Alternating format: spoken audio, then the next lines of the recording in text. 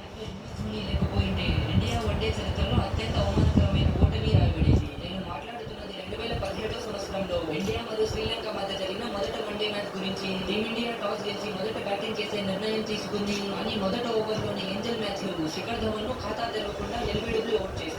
ఆ తర్వాత రోహిత్ శర్మ కూడా కేవలం 2 పరుగులు చేసి డిక్వెల్లా చేతిలో క్యాచౌట్ అయ్యాడు. స్కోర్ బోర్డ్ క్రికెట్ మ్యాచ్‌ది కాకుండా ఫుట్బాల్ మ్యాచ్‌లా కనిపించింది. 16 పరుగులకే సగం టీం అవుట్ అయిపోయింది. మొత్తం టీం ధోని నుంచి ఎక్స్పెక్ట్ చేస్తుంది. ఆ సమయంలో అతడు తన ఇంపార్టెన్స్ తెలుసుకొని తనను నిలబెట్టుకున్నాడు. హార్దిక్ పాండ్యాకు స్ట్రైక్ ఇచ్చి రన్ రేట్ పెంచాలని ప్రయత్నించాడు. కానీ పాండ్యా కూడా 10 పరుగులు చేసి అవుట్ అయ్యాడు. దీని తర్వాత కూడా వికెట్స్ పడడం కొనసాగించాయి. ఇండియా 29 పరుగులకి 7 వికెట్లు కోల్పోయింది. ఆ సమయానికి గ్రౌండ్ లో మిగిలిన ఏకైక బౌలర్ జెర్సీ నెంబర్ 7 ధోని. ఆయన కుల్దీప్ యాదవ్ తో కలిసి 52 బంతుల్లో 41 పరుగుల పార్ట్నర్షిప్ చేసి టీంను అవమానకరమైన ఆల్అౌట్ నుంచి కాపాడాడు. 70 బంతుల్లో హాఫ్ సెంచరీ పూర్తి చేశాడు. ఆ ఇన్నింగ్స్ ఆ రోజు సెంచరీతో సమానం. చివరికి 65 పరుగుల అద్భుతమైన ఇన్నింగ్స్ ఆడి అవుట్ అయ్యాడు. ఇండియా మొత్తం 112 పరుగులకి ఆల్అౌట్ అయ్యింది. శ్రీలంక మ్యాచ్ ను గెలిచినప్పటికీ ఆ మ్యాచ్ లో ధోని లేకపోయింటే ఇండియన్ టీం 40 పరుగులకి ఆల్అౌట్ అయ్యేది. ఈ మ్యాచ్ లో ఎంఎస్ ధోని